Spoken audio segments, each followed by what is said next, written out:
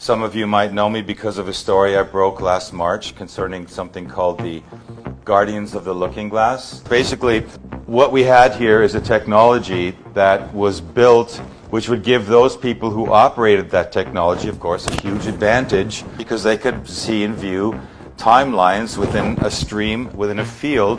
You know, the awareness of this technology came to us through certain whistleblowers, and one of them was a guy by the name of Dan Burish, who went into some detail about how that technology was acquired. It starts at the end of the Second World War. It was the first time that the United States ever came into contact with certain ETs, you could say, who began appearing over the skies of the United States.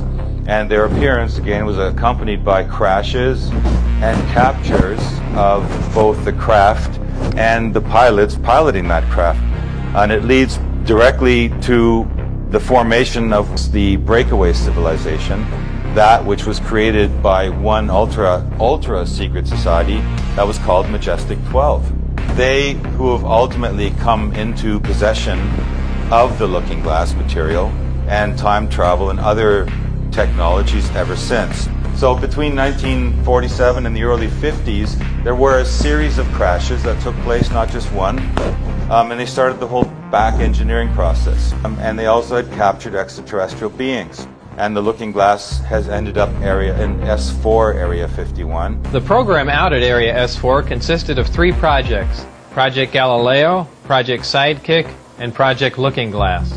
Project Galileo dealt with gravity propulsion.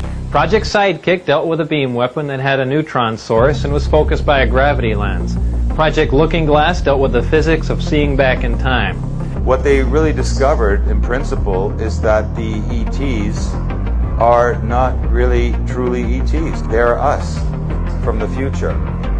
They called them J-rods. A long period of introduction into meeting, you know, say an EBE, an alien. I call him J-Rod, of course that's what they called him, but that wasn't his, you know, I don't know if that was his real name or not. That's the name that the linguist gave him. So he knew J-Rod.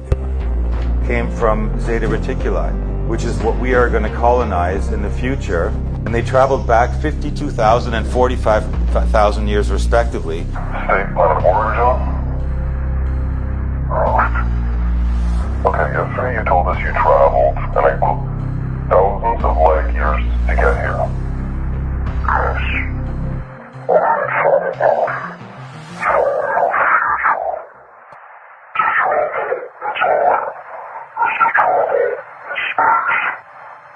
So you're human.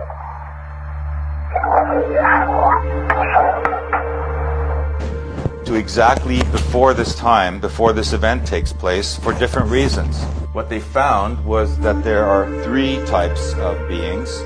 There's 2 J-rods, which were called P-52s. The P-52s were for 52,000 years in the future, and the P-45s were from 45,000 years in the future. And the P-45s weren't interested in helping us. They were just here to harvest genetic materials which they had lost over the course of tens of thousands of years of exposure.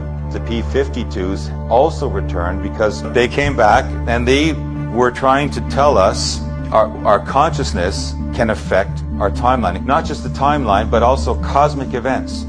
They were trying to tell us that the cosmic event, which is about to happen, can be affected by our collective consciousness. It's going to play out in 2 ways.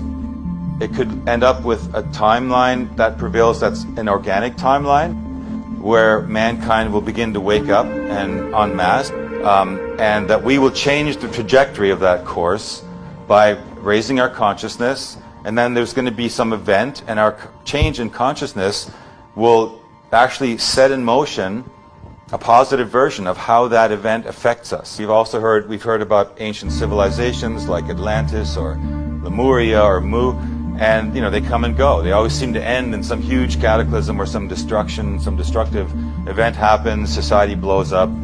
It's like a loop. Eventually you would have to crack that loop. So maybe here is the chance to actually break that loop. And the other timeline they were talking about that may prevail is this transhumanist timeline. Along comes 2022, and it's been like 10 years since the last Looking Glass whistleblowers had been out there talking about it, Dan Bush and a few others. But this suddenly appeared, this group calling themselves the Guardians of the Looking Glass. We are the Guardians of the Looking Glass. We're a group of former intelligence officers and military officials who have come together to release classified information about future events to come. Our knowledge comes from our work on the Looking Glass artifact, first discovered in Iraq. During this time, the artifact was activated by the US military and connected to computers.